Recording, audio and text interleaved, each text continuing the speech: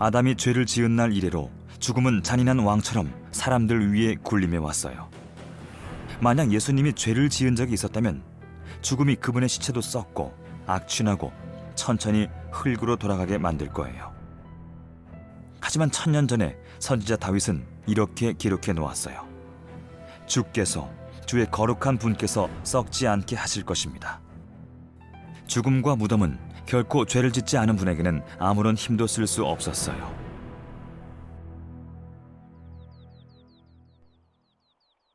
예수님이 죽임을 당하고 무덤에 묻힌 지 3일째 되는 날, 이른 일요일 아침에 몇 명의 여인들이 경의를 표하려고 무덤에 왔어요. 갑자기 큰 지진이 있었고 한 천사가 하늘에서 내려와 돌을 옆으로 밀어놓고 그 위에 앉았어요.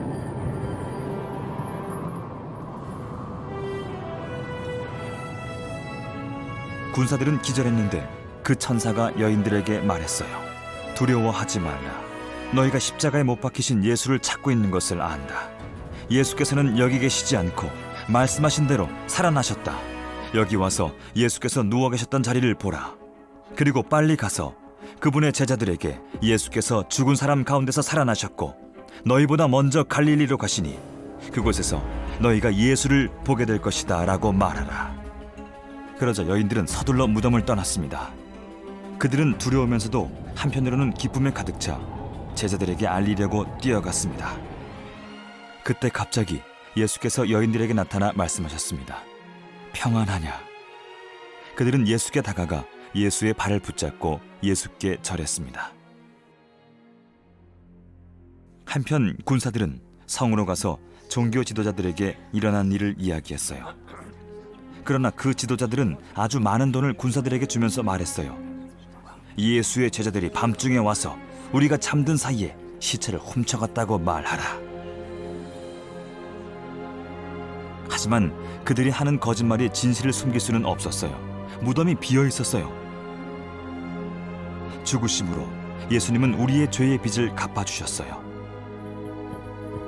무덤에 묻히심으로 예수님은 죽음과 썩음의 구덩이에 내려가셨어요. 부활하심으로 예수님은 죽음을 이기셨고 지금도 말씀하세요. 두려워하지 마라.